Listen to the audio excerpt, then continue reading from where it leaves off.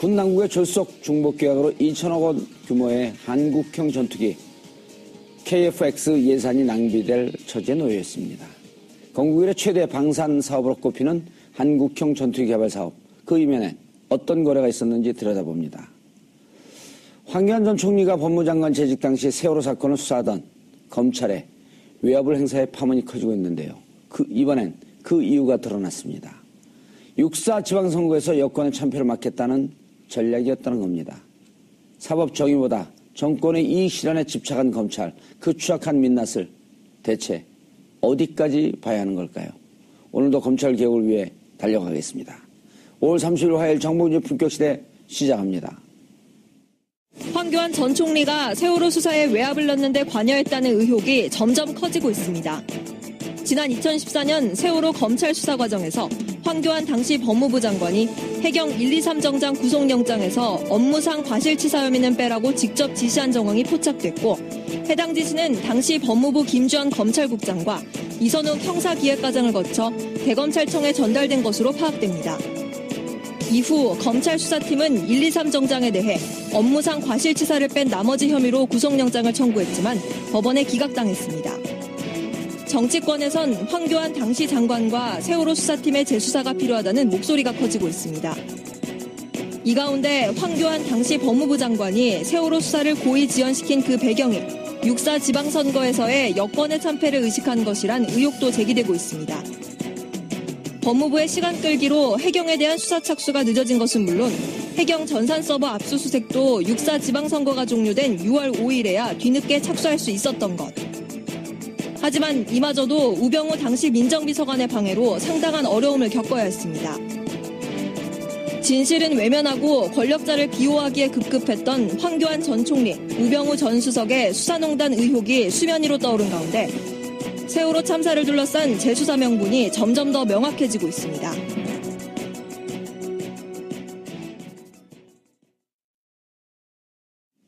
(5월 30일) 화요일 정봉주 품격시대 첫 번째 이슈 들어갑니다. 어제 황교안 전 국무총리가 법무부 장관이던 시절 세월호 수사 당시 외압을 행사했다는 내용 전해드렸는데요. 당시 세월호 참사 직후 치러진 6.4 지방선거를 의식해 수사를 지연시켰다는 증언까지 나와서 파장이 커지고 있습니다. 만일 이것이 사실이라면 황교안 전 총리에 대한 수사가 불가피할 것으로 보이는데요. 이 문제와 관련해 전문가 세 분 모시고 말씀 나눠보도록 하겠습니다. 김준일 뉴스톱 대표 자리하셨습니다. 예, 안녕하세요. 예, 팩트 체크 전문가죠. 예, 그렇게 알려져 있습니다. 오늘 제대로 못하면 각오하세요. 예. 그럼 어떻게 되는 줄 알죠? 어떻게 됩니까? 감옥 갑니다. 아, 예, 알겠습니다. 내가 막 보냅니다. 예. 자, 조대진 변호사. 네, 안녕하십니까. 예. 변론만 했지 감옥은 안 가봤죠? 네, 예. 구치소는 자주 갑니다. 가고 싶어요? 아닙니다. 변호사들도 이상하게 감옥 얘기하면 쫄아요. 그 실상을 많이 알고 그렇기 때문에 많이 가보기 때문에 더 이제 더 가기를 싫어하는 마음이 생기는 거죠. 사법고시 패스하고 난 다음에 1박 2일로 실험 체험하잖아, 체험. 그렇죠. 교도소 체험. 예. 그때도 무서웠어요? 저는 로스쿨 출신이기 때문에 로스쿨 없었습니다. 그러면 진짜 한번 갔다 와봐야 되는데. 구치소는 매일 가고 있습니다. 자, 이경수 교수님 자리하셨습니다. 안녕하세요. 예. 네. 교수님은 모범생으로 살았고 감옥 안 가보셨죠? 감옥은 안 갔죠, 감옥. 예. 네. 이규 한번 가보시겠어요? 뭐, 가보죠, 뭐. 황교안하고 같이요? 왜 하필이부터 황교안 총리와 같이. 그래도 그 총리와 같이 가야지 이게 좀 가오가 살죠. 이왕이면 대통령과 같이 가는 게 안 낫까. 여사는 못 갑니다. 그렇구나. 여사구나. 자, 우리가 감옥 얘기하면 진짜 앞으로 갈 사람들 이게 좀 겁이 날 텐데. 예, 앞뒤가 똑같은 우병우. 그렇지. 자꾸 이렇게 얘기를 하는데도 법적 대응하겠다 그러면서 저는 끝까지 안 걸더라고요. 항상 걸었으면 좋겠는데. 제발 걸어라 그러고 날마다 기도하는데. 명예훼손으로 나를 좀 걸어라. 정봉주 진행자를 걸 경우에는 굉장히 사건이 복잡해지는 거를 본인이 직감적으로 알고 있는. 이제 날개 축지 자기가 꺾인지 다 할까요? 그럼요. 예. 알겠습니다. 6.4 지방선거를 의식해서 세월호 수사 외압을 했다. 한겨레에서 연일 특종을 내고 있어요. 예, 아주 좋은 특종이라고 생각합니다. 예. 그런데 어제 저녁에 제가 이제 법조, 예. 검찰 출신, 현직에 있는 분들 만나고 이제 뭐 밤늦게까지 좀 얘기를 좀 하고 그랬는데 무척 큰 사건으로 보고 이 사건의 보도가 흘러나온 게 직접 그 광주지검장과 법무부 장관과 대화한 내용이 나왔잖아요. 예. 그럼 그 정도 수위에 있는 고위층에서 흘러나오는 정보다. 이렇게 보고 있더라고요. 예, 그러니까 지금 1년의 이제 흐름을 봐야 되는데요. 예. 그 돈봉투 만찬 사건이 있지 않았습니까? 예. 그것도 사실상 거의 이제 내부에서 나온 제보다라고 보는 게 이제 정설이고요. 예, 제보한 사람 19기입니다. 아, 그런가? 입수까지 정확하게 아십니까? 예, 이거 역시 이제 내부에서 나온다라는 거는 검찰 내부에 이제 검찰 내부 개혁에 어떤 바람이 불었고, 그래서 이제 좀 소위 말하는 이제 우병우 라인이라든지 그런 것들에 대한 쳐내려고 하는. 청산의 어떤 움직임이 있다라고 이제 봐야 될 것 같고요. 오늘 이제 그 보도 내용을 보면은 그 123 이제 정장이라고 하는데 이제 선장이죠. 뭐 쉽게 예. 말하면 이제 헷갈리시는 분들이 있어서 123 123 정. 123 정이죠. 이름이 예, 123 정, 이름 배 123 정이고 그래 정장 이제 예. 이게 선장인데 이제 당시에 이제 그 세월호 침몰 당시에 현장에 갔었는데 어떤 대피를 이렇게 시키거나 그런 것들을 전혀 안 해서 예. 참사로 이게 이어지게 만든 그 장본인이거든요. 예. 그래서 이제 이것에 대해서 업무상 과실치사를 적용해야 된다라는 게 당시 이제 광주지검 그 수사팀의 의견이었는데 이거를 이제 그 보도 내용을 보면 법무부에서 이제 이거를 묵살을 하고 업무상 과실치사는 빼라라고 이제 지시를 내렸다라는 건데 이게 일종의 이제 그 법무부 장관의 수사지휘라는 거거든요. 수사지휘권이 있다는 건데 그게 이제 적법한 수사지휘인지 아닌지는 법률적으로 좀 많이 따져봐야 될 문제인 것 같습니다. 예, 알겠습니다. 검찰청법 7조 네. 이 항을 보면 구체적인 사안에 대해서 지시할 수 없고 네. 지시할 경우에는 검찰총장을 통해서 법무부 장관이 수사 지휘를 해야 한다. 이렇게 되어 있더라고요. 그렇죠. 7조 2항에. 뭐 이거는 개인적으로 자세히 볼 필요도 없다고 보여지고요. 직권남용을 한 것으로 보여집니다. 예. 왜냐하면 전화한 사실이 있고 관련된 정황들이 많이 드러나고 있지 않습니까? 법무부 장관이 개별 수사에 관련돼서 의견을 개진하는 순간 수사는 법무부 장관이 생각하는 방향으로 가게 되고 실제적 진실에 어긋나는 방향으로 결과가 나올 가능성이 높거든요. 예. 그렇기 때문에 개별 사안에 관련돼서 법무부 장관이 의견을 내지 못한 것인데 못하도록 한 것인데 검찰청의 독립성 때문에 그렇죠. 그렇죠. 그래야지 수사가 원래대로 이루어질 수 있는데도 불구하고 지금 법무부 장관인 황교안 총리가 지금 의견을 제시했다는 걸로 지금 보여지고 있지 않습니까? 예. 사실상 아까 말씀 주셨을 때 이 정보가 검찰 수뇌부 쪽에서 나온 거 아닌가라는 의심도 지금 들고 있다고 보여지는데 어떻게 보면 상급 라인 아닙니까? 상급 라인이죠. 그러니까 왜냐하면 지금 검찰에 관련돼서 밖에서도 검찰의 조금 이렇게 개혁해야 된다는 목소리도 있지만 검찰 내부에서도 자성의 목소리가 있거든요. 우리가 조금 바꿔야 된다라는 얘기가 있는데 사실상 같은 검찰 수뇌부였음에도 불구하고 반성 안 하는 사람들이 미워 보였을 수도 있거든요. 당신들 때문에 이런 그 관성적인 행동 때문에 이렇게 엉망으로 만들어 놓고 마치 죄 없는 것처럼 나가는 거. 우리가 검찰이 공공에 빠진 그러니까 이렇게 더 큰 빌미를 제공했다. 이런 부분들 때문에 그 책임 소재를 확실하게 하기 위해서 이런 부분이 수면 위로 나온 거 아닌가라는 생각도 듭니다. 그런데 이제 이게 왜 123 정장 구조하러 간 그 해경의 배 그 선장을 업무상 과실치사 혐의로 왜 적용을 해야 되냐 하면 세월호 선장은 업무상 과실치사 혐의를 적용을 했거든요. 그렇죠. 그러니까 자기 혼자 미리 도피하고 그리고 퇴선 명령을 내리지 않고 퇴선을 못하게 가둬놓고 업무상 과실치사 혐의로 세월호 선장은 적용을 하고 막상 이 희생자들을 구조하러 갈 정장이 선장만 구조하고 구조를 안 했단 말이에요. 그럼 똑같은 법률 적용을 해야 되는 거 아니에요? 당연하죠. 법률가가 아니더라도 법은 상식의 최소한 아닙니까? 예. 일반 사람들이 납득이 안 되는 거. 누가 이건 법률가가 아니더라도 그러면 이 사안을 업무상 과실치사 말고 뭘 적용을 할까요? 적용할 게 없습니다. 그럼에도 불구하고 일부에 대해서는 적용을 안 했다. 그거는 누군가가 그 법 적용을 배제하도록 한 지시가 있었다는 정황으로밖에 볼 수가 없는 그렇죠. 거거든요. 예. 일반 국민이 전혀 이해를 못하고 있습니다. 그러니까 그런 부분에서 봤을 때도 이런 부분을 개입했다면 관련돼서 수사를 충분히 진행해야 될 필요가 있어 보입니다. 예. 자, 그런데 오늘 또 보도는 교수님. 네. 황교안 당시 법무부 장관이 세월호 수사를 지연시킨 거 아니에요? 좀 이게 해경의 사기가 저하되니 이러저러한 이유를 들면서 일단은 좀 지연을 시켰고 그 다음에는 과실치사 혐의 적용하는 걸 또 막았고 근데 육사 지방선거 때문에 그랬다? 이게 상식적으로 납득이 가나요? 아니, 그럴 수 있어요.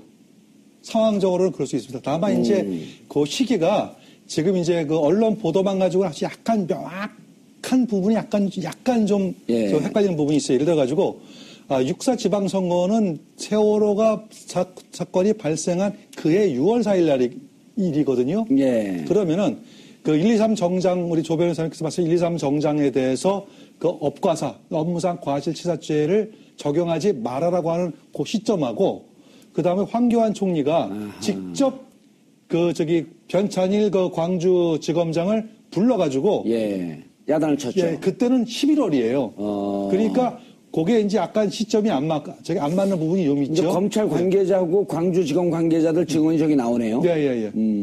근데 이제 저 증언 내용에 의하면은 정확하게 황교안 총리가 그 광주지검장한테 예. 저 유선상으로 하지 말라고 했다는 그 부분은 약간 증언이 좀 시간이 11월쯤인가 이때가? 예.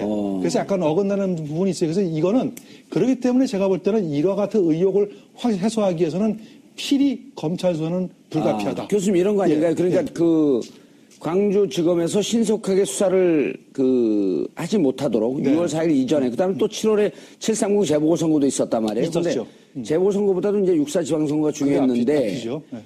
6월 5일 날 해경 전산 서버 압수수색이 6월 5일 날 나간 것도 지금 저 관계자 증언에 따르면 6월 4일 지방선거 때문에 그 이유를 하기로 그렇죠. 했다. 원래 그 전에 압수가 들어가야 되는데 예. 그것을 6차 미뤄서. 지방선거 때문에 끝난 6월 5일 날 했다라는 예. 것도 지방선거를 의식했다. 이제 그런 증언이 있는 증언이죠. 거죠. 그러니까 예. 그 황교안 당시 법무부 장관은 이제 두 가지 축이 있는데 하나는 6.4 지방선거를 넘어서 수사하게끔 하면서 수사 지연이 하나 있고 네네. 11월 달에는 뭐냐면 그때는 과실치사라고 불렀죠. 하면서 불러서 얘기를 한 거는 11월 달이죠. 과실치사 혐의를 적용하지 못하도록 한 것은 그렇게 되다 보면 정부의 책임으로 모든 것이 가니까. 그러니까 두 축이 맞습니다. 있었던 거죠. 예, 두 축이죠. 그런데 그 6월 4일, 그러니까 6월 5일 압색 들어가기 전에 그 전에 그 수사를 방해했다고 하는 것은 정확하게 황교안 총리가 직접 전화를 했느냐 안 했느냐, 외압을 했느냐 안 했느냐는 그 부분이 좀 미확인된 부분이 있어요. 다만 이제 법무부 측에서 그렇게 했다라고 하는 예. 그래서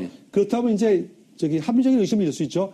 과연 법무부에서 어떤 위치에 있는 사람이 과연 그와 같은 것을 지시할 수 있었냐 하는 이 합리 의심이 있을 수 있죠. 예. 그렇다 보면은 이거는 적어도 당시의 장관인 황교안 총리가 아니겠느냐라는 예. 이제 합리적인 의심인데 그래서 이것이 과연 황 총리가 했는지 안 했는지 당시 황 장관이지 황 장관이 했는지 안 했는지를 정확하게 하려면 이거는 필히 검찰 수사가 필요하다. 예. 이렇게 보여집니다. 당시 아까 방금도 이제 그 그래픽이 떴지만 광주지검 관계자들의 얘기를 전하는 보도에 따르면 6월 지방선거 전에 일체 대외 수사, 어찌 보면 이제 공식 수사 같은 건데요. 그렇죠. 이걸 못하겠다. 그러면서 수사를 받으면서 이제 우당탕탕 하게 되면 정부의 책임, 그리고 여당한테 불리한 이런 상황이 될 것을 우려한 거 아닐까요?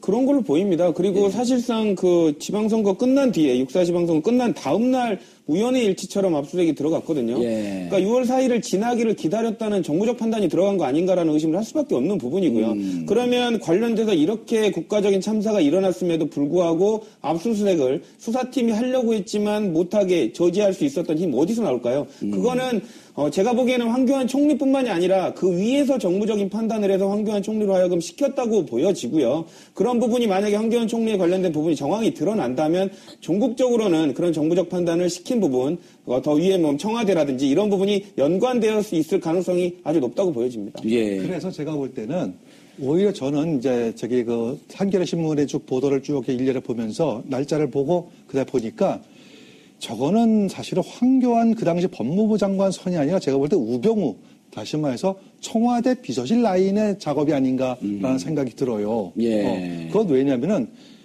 그 당시 어떻게 보면은 꼭 광주 민주화운동 당시의 진압 부대에 대해서 정확하게 발포 명령이 누가 했느냐 그 수사, 그러니까 진압 공식적으로 내려와 있는 부대 말고 보안사라고 하는 그 당시에 사이드라인에서 작업했다는 것들이 많이 증언이 나오고 있거든요. 이것 제가 볼 때는 그거 비슷한 맥락이 아니겠느냐. 다시 말해서 법무부하고 검찰 그 라인보다는 오히려 청와대 우병우 라인. 예. 우병우 라인이 더 많은 영향력을 행사한 게 아닌지. 우병우는 임명된 지 그때 불과 한 달도 채 안 됐을 때인데요. 그렇지 않죠. 그렇다, 물론 그거밖에 안 되는데 왜 이거 지방선거 한 달 전에 우병우를 했을까요? 네. 의미가 있었다. 네. 저는 그래서 오히려 황교안 법무부 장관보다는 오히려 청와대 라인. 예. 다시 말해서 정권을 끌고 가야 되는 청와대 라인이 더 핵심적인 역할을 하지 않았을까. 거기에 사실은 우병우 전 수석이 더 많은 영향을 했고 특히 그 보도에 의하면 우병우 그 수석하고 대학 사시 동기 김진모요. 예, 김진모 대검 대검 기획조정부장이죠. 예, 기획조정부장이죠. 예. 이 사람을 통해 가지고 끊임없이 보고를 받고 지시했다는 거 아니겠습니까? 예. 그렇다면 오히려 제가 볼 때는 그래서 수사가 필요한데 오히려 우병우 쪽을 더 깊게 파야 된다. 저는 그렇게 봅니다. 우병우 쪽을. 예. 황교안 쪽은 파지 말까요? 아니, 그게 아니고 수사를 해야 되는데 초점을 잘못 맞추다 보면은 사실은 어떻게 보면은 예. 정작 수사할 때 그 힘이 들어가기 때문에 우병우, 황교안 양쪽 라인을 다 조사해야 되는 거죠. 물론 다 조사해야죠. 하지만 비중을 어떻게 비중을. 그때 지방선거를 그렇게 의식했다고 하는데 당시 지방선거는 결과가 어떻게 나왔죠? 이제 6.4 지방선거 있었고 이제 7월 30일에 재보궐선거가 있었는데요. 6.4 지방선거 같은 경우에는 그냥 쉽게 얘기하면은 여당의 선방. 여당의 선방. 예. 그리고 7월 30일 재보궐선거는 여당의 압승으로 이제 정리를 할 수가 있겠고요. 예. 특히 이제 6.4 지방선거 같은 경우에는 어쨌든 세월호가 발생한 지 얼마 안 된 거라서 굉장히 그 정부의 책임론이 굉장히 불거졌었거든요. 예. 그럼에도 불구하고 그 새누리당이 117석, 이게 기초단체하고 광역단체 다 포함해서 117석을 했고 새정치연합이 80석을 해서 이렇게 더 우세하게 여당이 나왔던 결과가 나왔습니다. 전국적으로 보게 되면은 여당이 새누리당이 조금 더 나았지만 시도지사 그러니까 광역으로 보게 되면 새정치연합이 이겼던 거고 또 수도권 같은 경우를 보게 되면 서울은 새정치연합. 예. 경기도는 다 압승이었거든요. 근데 경기도는 이제 그 16대 15로 박빙이었고. 예. 그런데 이제 저 때 또 특이한 선거 이게 있었잖아요. 지금 이제 시도지사국 구시 군의장 결과만 나와 있는데 교육감 선거 같은 경우는 17개 중에 13개가 진보 진영 교육감이 됐단 말이에요. 예, 진보 교육감이 되고 압승을 했죠. 압승을 거기서는. 했습니다. 예. 그거는 약간 이게 좀 다른 결과로 볼 수 있을 것 같습니다. 왜냐하면은 이제 그 어떤 세월호 이런 거보다는 근데 교육 제도에 대해서 불만을 표출한 어떤 민심이 반영이 된 것으로 봐야 될 것 같습니다. 예. 자, 6월 4일 해경 전산 서버 압수수색. 6월 5일. 근데 이것도 들어가는데 또 우병우 당시 민정비서관이 이것도 또 방해를 하는데 야, 근데 우병우 국회 증언에서 이번에 그 불구속 기소하면서 4월 17일 날 불구속 기소하면서 국회에서 나는 광주지검에 외압을 행사한 적이 없습니다. 그거만 위증죄로 지금 그거만 놓았어요. 무죄될 가능성이 높아졌어요. 저는 이 사실관계만 볼 때 검찰 부끄러운 줄 알아야 됩니다. 왜냐하면 관련해서 그 얘기가 있지 않습니까? 그 직권남용 관련된 부분을 기소를 안 한 이유가 그 경찰의 변론의 요지는 그겁니다. 아니 그래도 결국에는 압수수색 했지 않느냐? 아이 뭐 했으면 됐지 뭐 이렇게 되거든요. 오늘 할 압수수색을 내일 하라고 전화한 것만으로도 직권남용이 됩니다. 근데 관련된 판례들을 궁색하게 들면서 우병우 수석을 봐주기 위한 여러 가지 스탠스를 보였거든요. 직권남용 미수라고 미수에 그쳤다. 그렇기 때문에 그 직권남용 미수이기 때문에 관련된 판례로 봤을 때 처벌하기 어렵다. 그거는 재판부가 판단할 일이죠. 왜 검찰이 기소 단계에서 그거를 예단을 해가지고 미리 이렇게 그 배려를 해줍니까? 그렇죠. 입에 넘겨놓고 나면 그다음 그렇죠. 법원이 판결할 거죠. 그리고 제가 아까 말씀드린 대로 관련된 전화를 한 것 자체가 부적절하고 전화를 해서 범위라든지 시기에 관련된 부분은 의견을 적극적으로 개진하지 않았습니까? 예. 그런 부분이 있었다면은 검찰이 조사를 해야지. 이거는 변명할 거리가 없다고 보여집니다. 그런데 교수님, 이게 우병우 민정수석은 위증죄에 대해서 무죄 나올 가능성이 무척 높아졌어요. 제가 보기에. 왜냐하면 실제로 변찬호 광주지검장하고 우병우 19기 한 해 차인데 둘이 안 친해요, 일단. 무척 안 친합니다. 그러니까 우병우가 변찬호한테 전화 안 한 거 맞아요.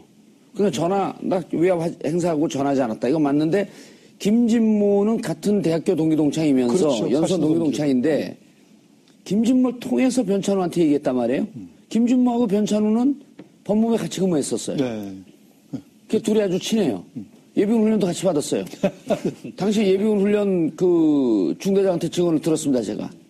아, 정말이에요? 그럼요. 이 검사들 그 이제 군에 오면 이제 훈련을 받는데 여기 이제 장교 출신들 아니에요, 다. 군 검찰 지내고 그랬으니까 서너 명씩 자기들이 오는데 한때 그 4명이 같이 왔었다고 그러더라고요. 훈련 받으러. 김진모, 변찬우, 그다음 조응천, 그다음 권성동. 권성동 17기, 조응천 18기, 김진모 19기, 그다음 변찬우 18기. 이분들이 4명 같이 와갖고 장교들이 뭐 대위 소령쯤 막 이런 중위 대위쯤 되는데 그 훈련 안 시키잖아요. 그냥 소주 한 잔 먹고 가고. 그렇죠. 그럴 때 같이 와갖고 이 두 분이 그 법무부에 같이 있다라고 하는 사실을 그때 확인해갖고 제가 갖고 또 증언도 다 들었어요. 이 기자부터 제가 더 많이 취재하러 다닙니다. 여기 기자는 대표이기 때문에 회사에 앉아 있어요. 안 나가고. 자, 이제 이 사건의 핵심 문제 이거예요. 뭐냐면은 그 민정수석의 역할이 예. 어디까지느냐 하는 그 이제 문제죠. 예를 들어 가지고 민정수석 정도 되면은 그 사건이 벌어졌을 때 일단은 사건의 정황을 알아볼 필요는 있습니다. 그러면 이제 그 사건 정황을 알아보기 위해서는 뭐 어디다 전화를 해야 되겠죠. 예. 검찰에 전화를 하든지 뭐 하겠죠. 그래서 사건이 이렇게 된 거고 이렇게 된 거구나. 그러면은 대응은 어떻게 해야 되고 잘못은 누가 해야겠고 아마 그런 판단 정도는 할 거예요. 거기까지는 직권남용이 아니라고 하더라고요. 그렇죠. 파악하는 데까지는. 예. 여기까지는 직권남용이 아니에요. 예. 그런데 예를 들어가지고 어디가 직권남용이냐면은 예를 들어가지고 압수수색을 서버를 압수수색해야 됩니다 하는데 그거는 좀 뒤로 하는 게 어떻겠습니까? 아니면 안 했으면 좋겠습니다. 요건 직권남용이에요. 예. 왜냐하면 수사를 방해하는 거니까 분명하게. 그 다음에 예를 들어가지고 죄목도 업과사를 넣어야 되는데 그거는 좀 빼는 게 어떻겠습니까? 이것도 안 되는 거죠. 그래서 지금 이제 이게 그래서 검찰 수사가 굉장히 중요한데 예를 들어가지고 과연 사건의 정황을 파악하는 데까지 그친 것이냐 전화를 해서 예. 아니면 구체적으로 어디까지 지시를 했는 게 있느냐 요 부분을 밝혀야 돼요. 근데 그 밝히다 보니까 어디가 문제가 발생하느냐 검찰 내 우병우 사단이라는 게 존재하니까 그게 문제죠. 그러니까 김진모를 통해서 변찬우한테 전화한 건 전화 안 한 거예요. 그러니까 위증 아니에요. 이건 무죄로 되는데 문제는 윤대진 광주지검장에게는 직접 전화한 거예요. 네, 그렇죠. 그러니까 그런 부분들, 그러니까 이거는 밝히기 나름이라고 봅니다. 우병우 수석이 김진모 기조부장을 통해 가지고 변찬우 광주지검장한테 얘기를 했다고 하더라도 이걸 반드시 뭐 간접적인 뭐 의견 개진으로만 볼 수는 없는 부분이고요. 예. 관련돼서 예를 들면 김진모 기조부장이 나는 우병우 그 수석으로부터 이렇게 강압적인 그 의사 전달을 전해 들었다라고 예를 들면 수사장에서 나온다면 그거는 건너서 간 거지만 몰랐더라도 압력을 행사한 게 되거든요. 그러니까 이런 부분들은 조사 과정에서 밝힐 부분이긴 하지만 어쨌든 당사자들이 정말로 진실되게 말하는 부분이 중요하겠죠. 근데 이제 그 김진모 그 기조부장을 통해서 변찬우 지검장한테 얘기한 건 별도로 하더라도 우병우 수석이 윤대진 형사부장한테 직접 전화를 한 부분은 이제 뭐 실제로 본인이 적극적 의사를 통해서 전화한 거 아닙니까? 이런 부분들은 그 앞서 말한 것과 더불어서 압력을 행사했다는 여러 가지 정황으로 보여질 여지가 있습니다. 아니 근데 이거를 우리가 좀 잘 면밀하게 좀 봐야 돼요. 왜냐하면 지금 면밀하게 보고 있는 중이에요. 그러니까 제가 이렇게 드리는 말씀 이런 얘기예요. 이게 잘못하면 내로남불되면 안 되거든요. 이게 내로남불. 그러니까 뭐 그 어느 나라 이게 방송 용어는 좀 부적절한 표현입니다만 그 계속 방송마다 다 해요. 그래요? 어느 방송이든 다 해요. 예. 뭐 흔히 이런 말입니다. 내가 하면 로맨스고 남이 하면 불륜이다. 그러니까 내가 할 때는 다 정당하고 남이 하는 건 부당하다라는 이게 되면 안 되거든요. 다시 말해가지고 이제 이것이 기준이 어디까지 가야 되느냐에서 굉장히 이걸 정하는 게 중요한 부분입니다. 다시 말해가지고 문재인 정부에서도 만약에 이 문제가 너무 깊게 그냥 딱딱 쳐버리게 되면은 문재인 정부에서도 아무것도 잘못하면 못할 가능성이 생겨요. 그렇게 되면 식물정부가 됩니다. 다시 말해가지고 우리가 한계를 여기까지는 양해를 하고 여기까지는 안 된다는 것들이 이렇게 흔히 뭐 사회적 합의라지만 사회적 합의라는 게 없어요. 이거는 양해 사안이거든요. 그래서 검찰 수사를 분명히 통해 가지고 확실하게 우병우 전 수석이 윤대진 광주 당시 2차장이죠. 전화를 했는데 과연 그 사람이 내가 그 우병우 민정수석한테 전화 받을 때는 굉장히 내가 두려웠다. 압박감을 받았다. 압박받았다. 이건 안 되죠. 하지만 단순하게 내가 사건이 어떻게 됐느냐. 내가 실무자였으니까 나한테 전화 왔더라.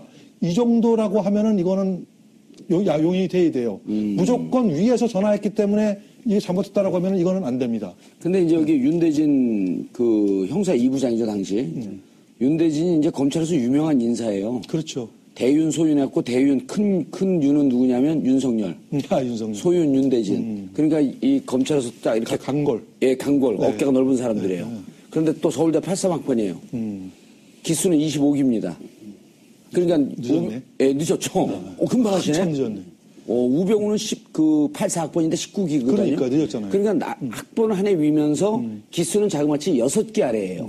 그런데도 윤대진 이 강골이어갖고 함부로 그 검찰에서 할 수 못하는 건데 없겠죠. 둘이 다 그 공교롭게도 이영호 특검 때 또 같이 형사부로 근무를 했대요. 그러니까 그런 연이 있었던 거죠. 그래 이제 전화했는데 윤대진 정도면은 난 압박을 받았다.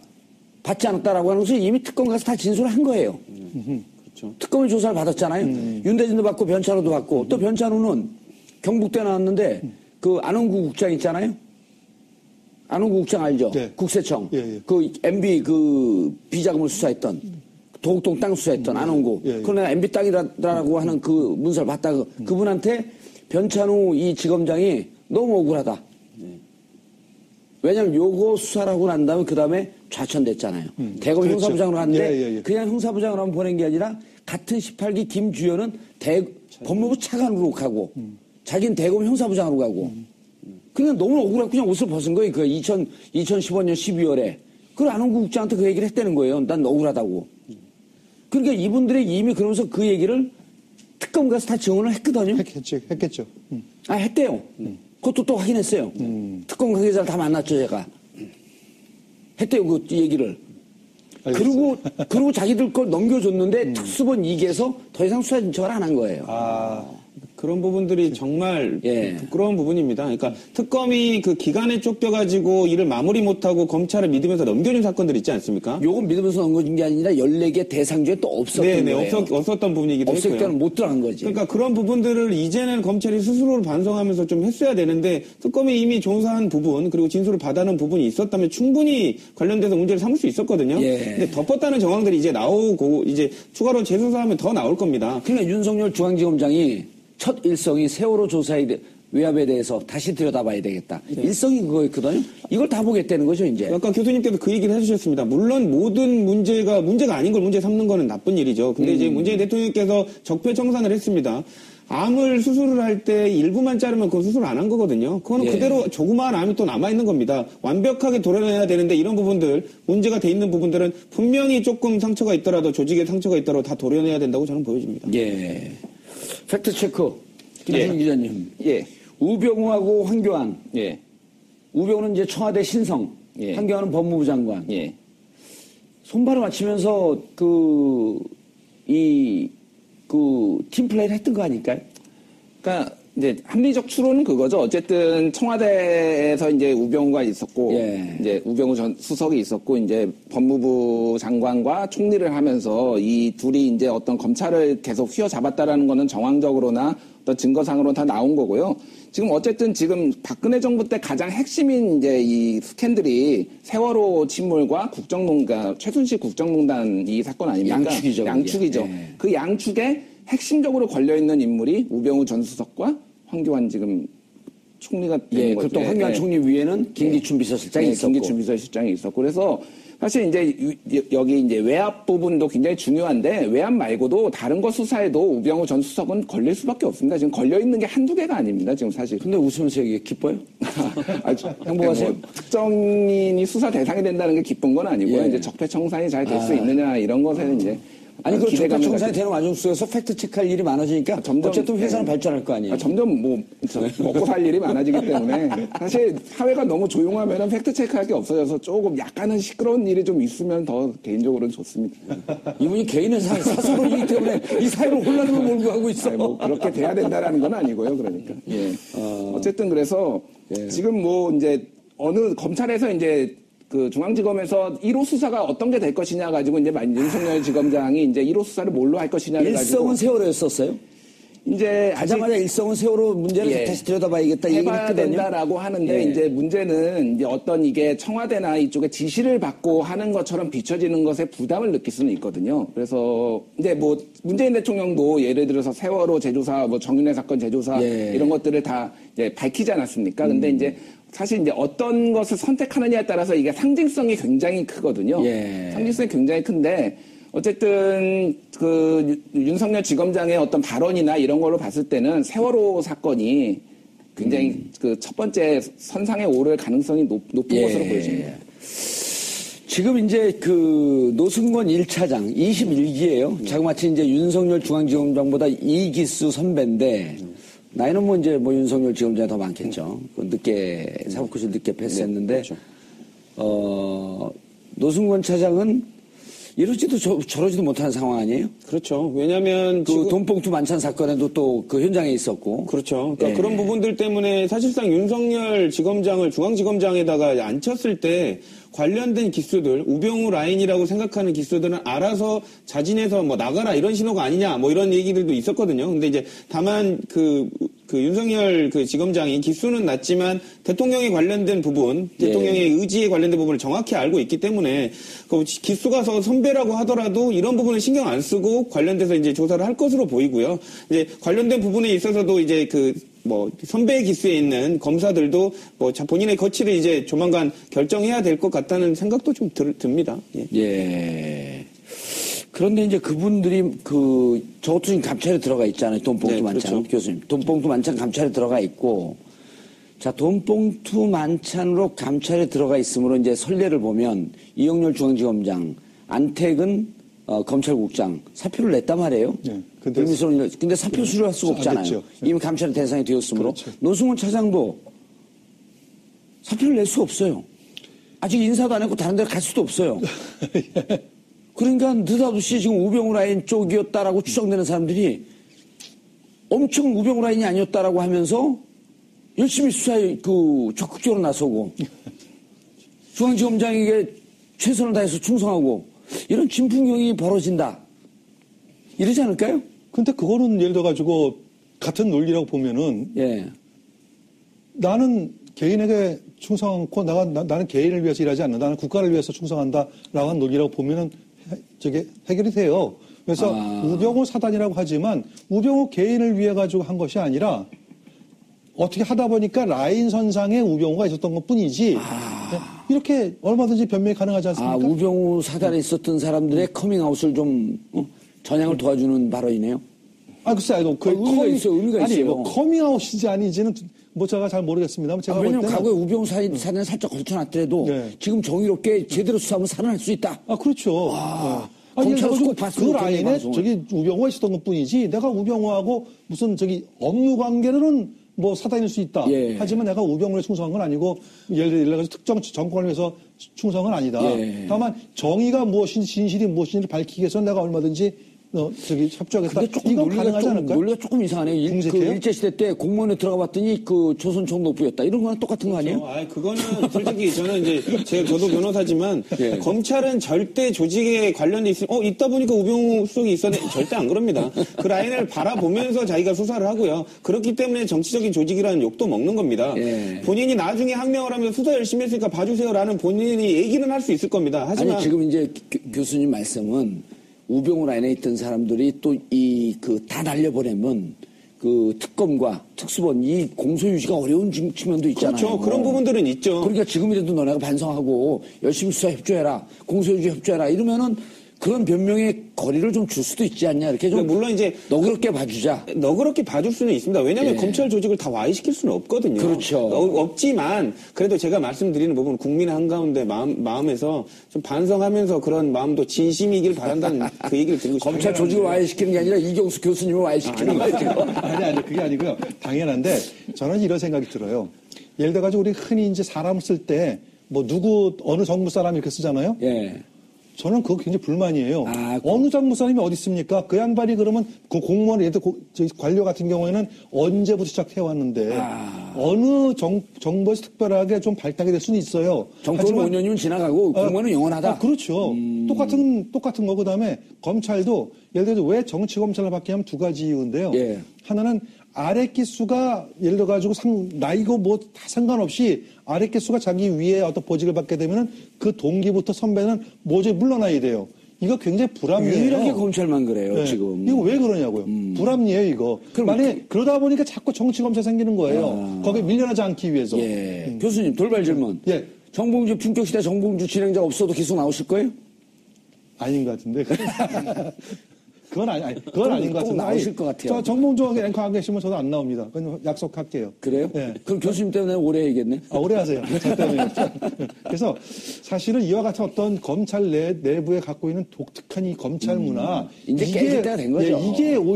이게 오히려 검찰을 또 정치 검찰화 시키는 풍토가 아니겠느냐라는 게 첫 번째 문제고요. 두 번째는 검사 동일체 원칙이라는 거 있잖아요. 예. 예를 들어가지고. 그거 깨져야 돼요. 예. 무조건 뭐 하면은 무조건 해야 된다라고 하는 거. 이것도 좀 문제 있어요. 왜냐면 그거야말로 조직의 어떤 라인을 위해 충성하는 것이지 그게 검찰 정의를 구하는 게 하드게 도움 안 되거든요.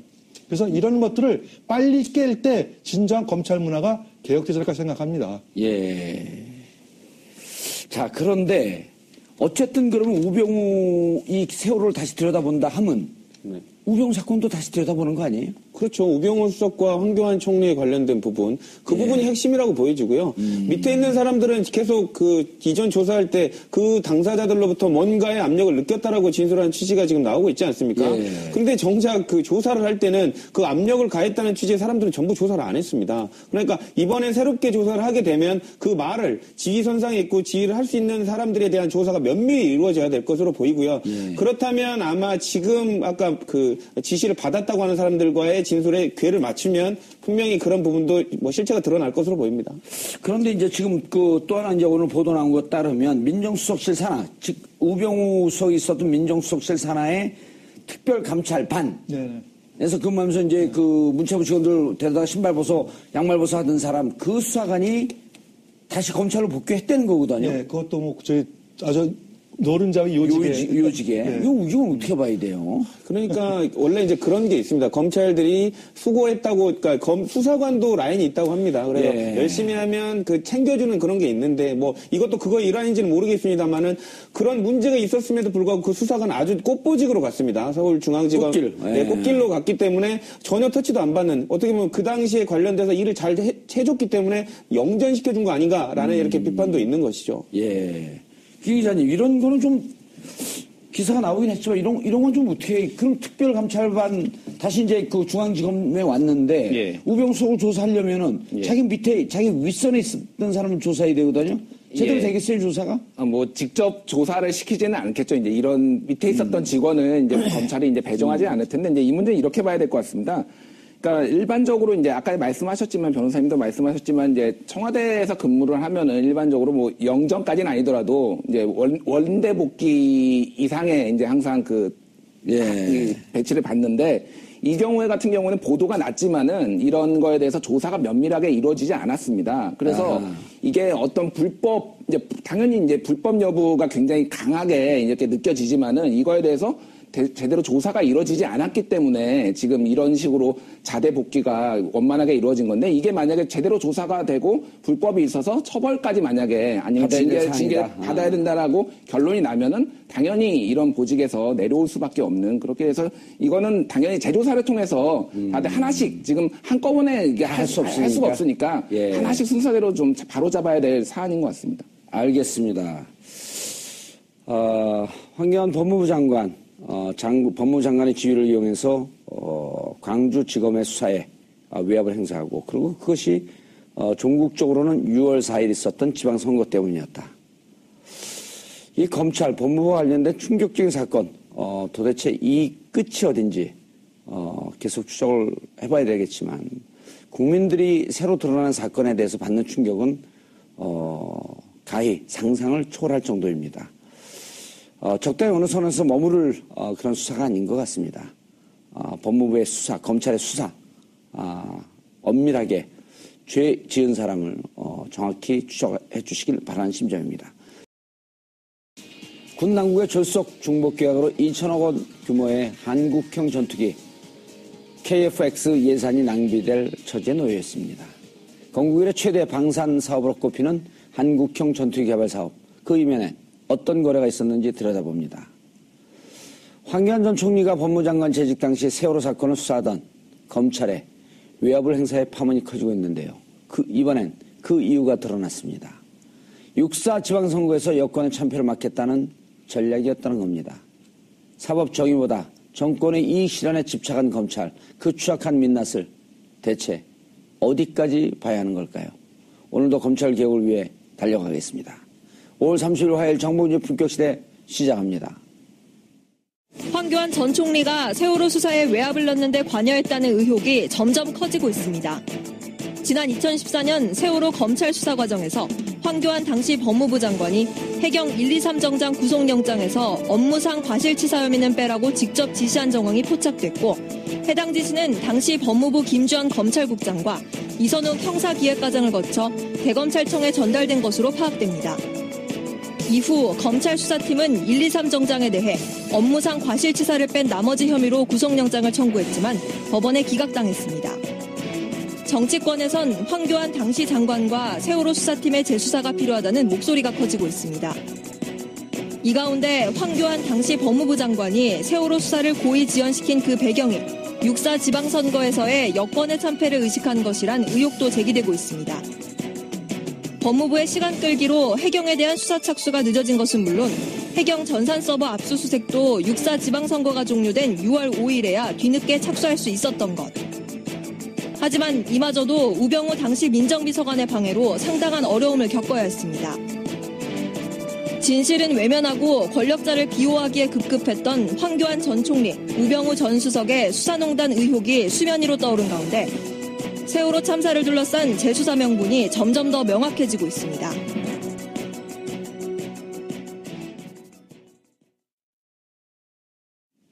(5월 30일) 화요일 정봉주 품격시대 첫 번째 이슈 들어갑니다. 어제 황교안 전 국무총리가 법무장관이던 시절 세월호 수사 당시 외압을 행사했다는 내용 전해드렸는데요. 당시 세월호 참사 직후 치러진 6.4 지방선거를 의식해 수사를 지연시켰다는 증언까지 나와서 파장이 커지고 있습니다. 만일 이것이 사실이라면 황교안 전 총리에 대한 수사가 불가피할 것으로 보이는데요. 이 문제와 관련해 전문가 세 분 모시고 말씀 나눠보도록 하겠습니다. 김준일 뉴스톱 대표 자리하셨습니다. 예, 안녕하세요. 예, 팩트체크 전문가죠. 예, 그렇게 알려져 있습니다. 오늘 제대로 못하면 각오하세요. 예. 그럼 어떻게 되는지 알죠? 어떻게 됩니까? 감옥 갑니다. 아, 예, 알겠습니다. 내가 막 보냅니다. 예. 자, 조대진 변호사. 네, 안녕하십니까. 예. 변론만 했지 감옥은 안 가봤죠? 네, 예. 구치소는 자주 갑니다. 가고 싶어요? 아닙니다. 변호사들도 이상하게 감옥 얘기하면 쫄아요. 그 실상을 많이 알고 그렇기 때문에 많이 가보기 때문에 더 이제 더 가기를 싫어하는 마음이 생기는 거죠. 사법고시 패스하고 난 다음에 1박 2일로 실험 체험하잖아, 체험. 그렇죠. 교도소 체험. 예. 그때도 무서웠어요? 저는 로스쿨 출신이기 때문에 로스쿨 체험이 없었습니다. 그러면 진짜 한번 갔다 와봐야 되는데. 구치소는 매일 가고 있습니다. 자, 이경수 교수님 자리하셨습니다. 네, 안녕하세요. 예. 네. 교수님은 모범생으로 살았고 감옥 안 가보셨죠? 감옥은 안 갔죠, 감옥. 예. 이규 한번 가보시겠어요? 뭐, 가보죠, 뭐. 황교안하고 같이? 왜 하필부터 황교안 총리와 같이. 그래도 그 총리하고 같이 가야지 이게 좀 가오가 살죠. 이왕이면 대통령과 같이 가는 게 안 낫까. 여사는 못 갑니다. 그렇구나. 여사구나. 자, 우리가 감옥 얘기하면 진짜 앞으로 갈 사람들에게 좀 겁이 날 텐데. 예, 앞뒤가 똑같은 우병우. 그렇지. 자꾸 이렇게 얘기를 하는데도 법적 대응하겠다면서 저는 끝까지 안 걸더라고요. 항상 걸었으면 좋겠는데. 제발 걸어라 그러고 날마다 기도하는데. 명예훼손으로 나를 좀 걸어라. 정봉주 진행자를 걸 경우에는 굉장히 사건이 복잡해지는 거를 본인이 직감적으로 알고 있는. 이제 날개 축지 자기가 꺾인지 다 할까요? 그럼요. 예. 알겠습니다. 6.4 지방선거를 의식해서 세월호 수사 외압을 했다. 한겨레에서 연일 특종을 내고 있어요. 예, 아주 좋은 특종이라고 생각합니다. 예. 그런데 어제 저녁에 제가 이제 법조, 예. 검찰 출신, 현직에 있는 분들 만나고 이제 뭐 밤늦게까지 좀 얘기를 좀 하고 그랬는데 무척 큰 사건으로 보고 이 사건의 보도가 흘러나온 게 직접 그 광주지검장과 법무부 장관과 대화한 내용이 나왔잖아요. 예. 그럼 그 정도 수위에 있는 고위층에서 흘러나오는 정보다. 이렇게 보고 있더라고요. 예, 그러니까 지금 일련의 이제 흐름을 봐야 되는데요. 예. 그 돈봉투 만찬 사건이 있지 않았습니까? 예. 그것도 사실상 거의 이제 내부에서 나온 제보다라고 보는 게 이제 정설이고요. 예, 제보한 사람 19기입니다.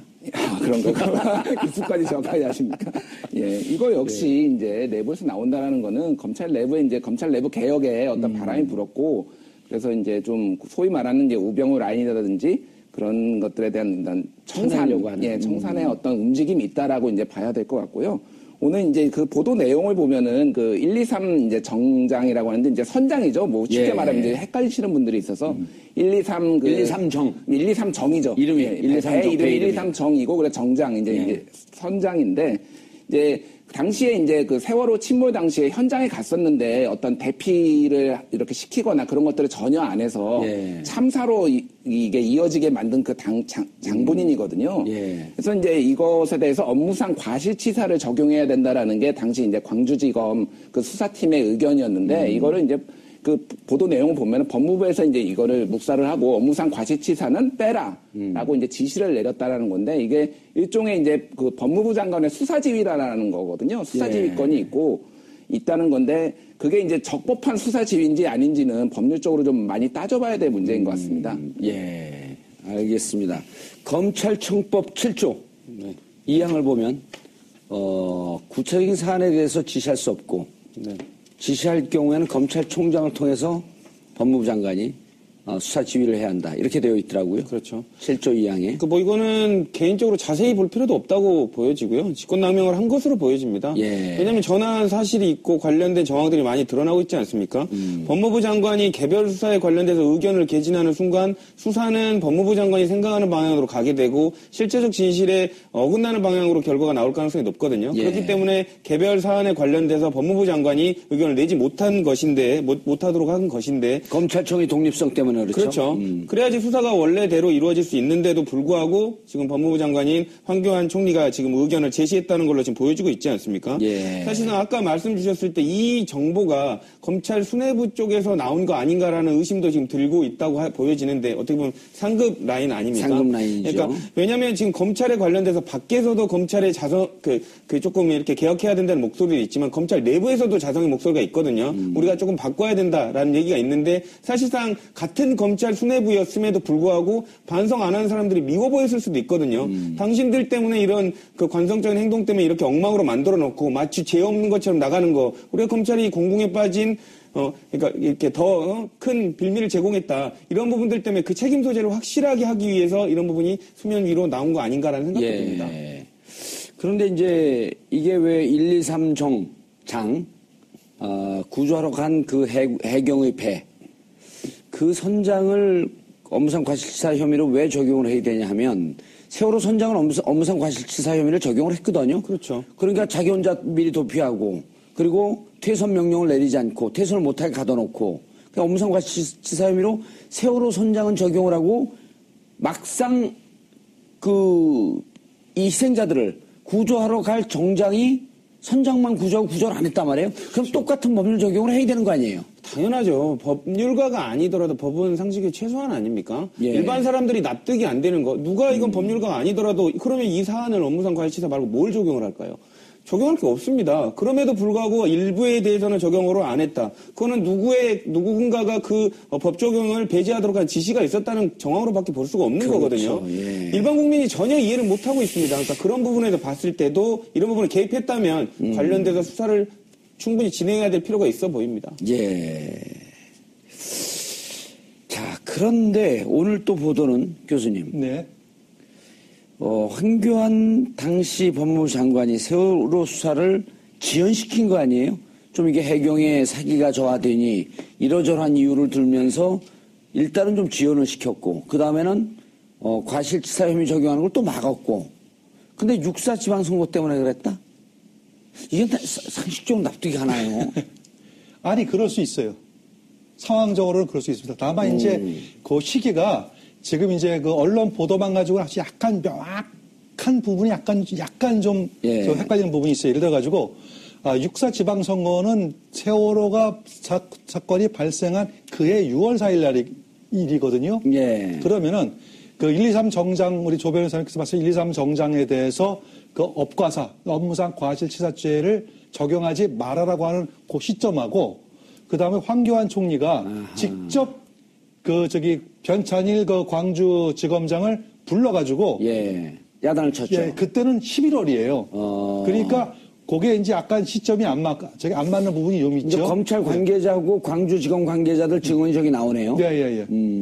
근데 이제 저 증언 내용에 의하면은 정확하게 황교안 총리가 그 광주 광주지검장한테 예. 저 유선상으로 하지 말라고 했다는 그 부분은 약간 증언이 좀 시간이 11월쯤인가 이때가?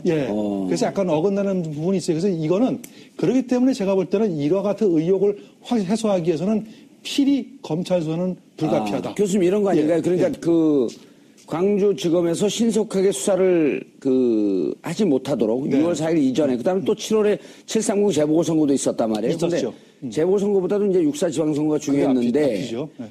6월 5일 날 해경 전산 서버 압수수색이 6월 5일 날 나간 것도 지금 저 관계자 증언에 따르면 6월 4일 지방선거 때문에 그 이유를 하기로 그렇죠. 했다. 원래 그 전에 저기 압수가 들어가야 되는데 예. 그것을 6차 미뤄서. 지방선거 때문에 끝난 6월 5일 날 했다라는 것도 지방선거를 의식했다. 이제 그런 증언이 있는 증언이죠. 거죠. 그러니까 그 황교안 당시 법무부 장관은 이제 두 가지 축이 있는데 하나는 6.4 지방선거를 넘어서 수사하게끔 하면서 수사 지연이 하나 있고 네네. 11월 달에는 뭐냐면 그때는 과실치사라고 불렀죠. 하면서 불러서 얘기를 한 거는 11월 달이죠. 과실치사 혐의를 적용하지 못하도록 한 것은 그렇게 되다 보면 정부의 책임으로 모든 것이 가니까. 그러니까 두 축이 맞습니다. 있었던 거죠. 예, 두 축이죠. 그런데 그 6월 4일, 그러니까 6월 5일 압색 들어가기 전에 그 전에 그 수사를 방해했다고 하는 것은 정확하게 황교안 총리가 직접 전화를 했느냐 안 했느냐, 외압을 했느냐 안 했느냐는 그 부분이 좀 미확인된 부분이 있어요. 다만 이제 법무부 측에서 그렇게 했다라고 하는 예. 그래서 그렇다면 이제 합리적인 의심이 들 수 있죠. 과연 법무부에서 어떤 라인이 어떤 위치에 있는 사람이 과연 그와 같은 것을 지시할 수 있었냐 하는 이 합리 의심이 있을 수 있죠. 예. 그렇다 보면은 이거는 적어도 당시의 장관인 황교안 총리가 아니겠느냐라는 이제 합리적인 의심인데 그래서 이것이 과연 황 총리가 했는지 안 했는지 당시 황 장관이지 황 장관이 했는지 안 했는지를 정확하게 하려면 이거는 필히 검찰 수사가 필요하다. 이렇게 보여집니다. 당시 아까 방금도 이제 그 그래픽이 떴지만 광주지검 관계자들의 얘기를 전하는 보도에 따르면 6월 지방선거 전에 일체 대외 수사, 어찌 보면 이제 공식 수사 같은 건데요. 그렇죠. 이걸 못하겠다. 그러면서 뭐 수사를 받으면서 이제 우당탕탕 하게 되면 정부의 책임, 그리고 여당한테 불리한 이런 상황이 될 것을 우려한 거 아닐까요? 그런 걸로 보입니다. 그리고 사실상 그 지방선거 끝난 뒤에 6.4 지방선거 끝난 다음 날 우연의 일치처럼 압수수색이 들어갔거든요. 그러니까 6월 4일을 지나기를 기다렸다는 정무적 판단이 들어간 거 아닌가라는 의심을 할 수밖에 없는 부분이고요. 그러면 관련돼서 이렇게 국가적인 참사가 일어났음에도 불구하고 압수수색을 수사팀이 하려고 했지만 못하게 저지할 수 있었던 힘 어디서 나올까요? 그거는 제가 보기에는 황교안 총리뿐만이 아니라 그 위에서 정무적인 판단을 해서 황교안 총리로 하여금 시켰다고 보여지고요. 그런 부분이 만약에 황교안 총리에 관련된 부분이 정황이 드러난다면 종국적으로는 그런 정무적 판단을 시킨 부분, 더 위에 뭐 청와대라든지 이런 부분이 연관되어 있을 가능성이 아주 높다고 보여집니다. 그래서 제가 볼 때는 오히려 저는 이제 한겨레 신문의 쭉 보도를 쭉 일일이 보면서 날짜를 보고 그다 보니까 저거는 사실은 황교안 그 당시 법무부 장관 선이 아니라 제가 볼 때 우병우 다시 말해서